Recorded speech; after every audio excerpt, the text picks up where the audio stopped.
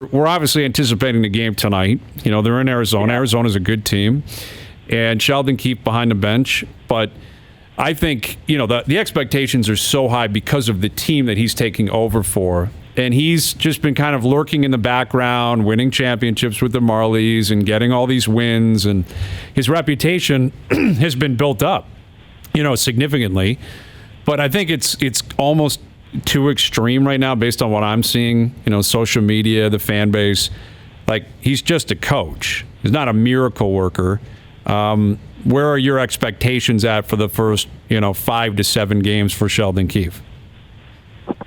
Well, I can't imagine what's going through his brain today. Like, everything is so different. Everything is going to be, on fast forward. But it's not like he started coaching yesterday.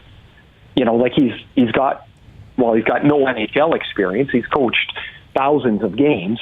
And so he'll have a rhythm about what he wants to do and how he changes his lines and, how he's going to utilize his bench, I think is going to be the first thing we'll notice. Before there's any systematic changes and style changes, we might not notice that for a few games. I mean, heck, they haven't even practiced.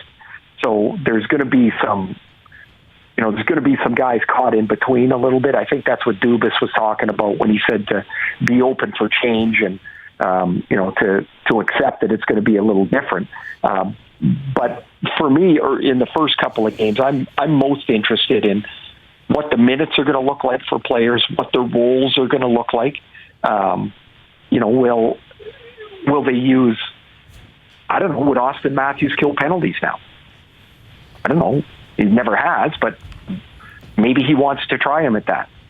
So there's going to be some experimentation as well. And I don't know how anybody would have a real good read on that. Well, I guarantee you one of the things that he'll change is Austin Matthews could probably kill penalties. I know when Peter Laviolette took over in Carolina, he looked at me and said, I don't know, you've been sitting on the bench. You are now killing penalties. Your best players kill penalties, and you're doing it. And I thought it was awesome. You're more involved in the game. It's a great situation.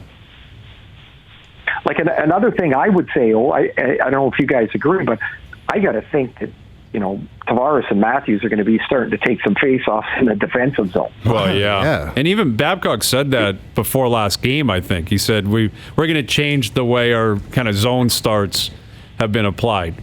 And It was too little too late, clearly. But but when did he say that? After Vegas? No, I thought he said right before Vegas. Well, because he went into Vegas, Brian, and it was the same thing. Right. Remember, they tied the game at, my view is you tie the game at 1-1. You've got a little bit of momentum because Spets has just scored.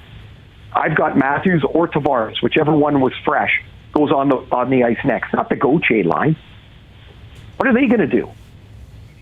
Yeah. You're not, and I would suspect that there will be a different view to all of that stuff.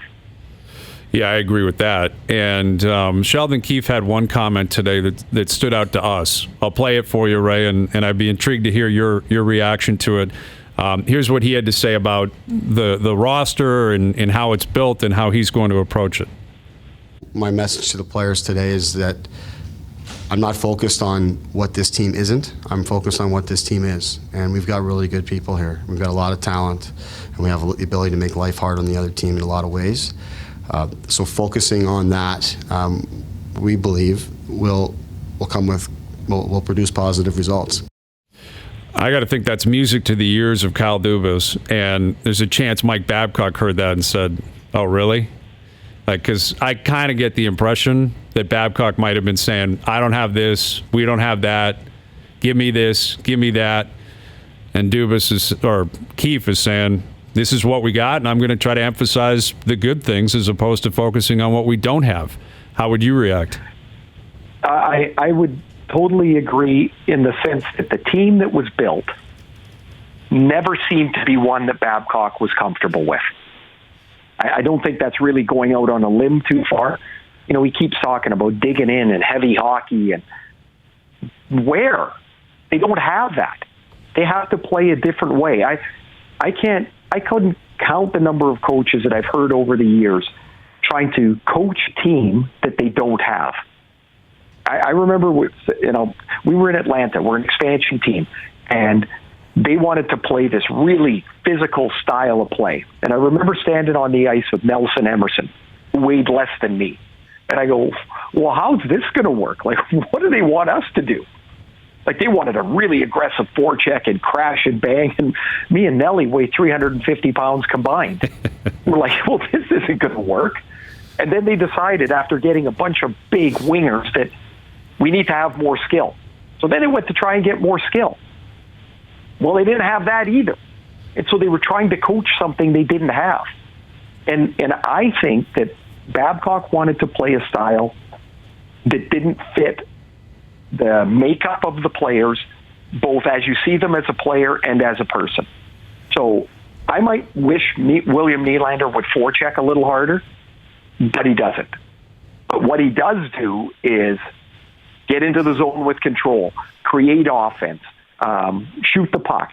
I want to try and bring what he has and not worry so much about what he doesn't have.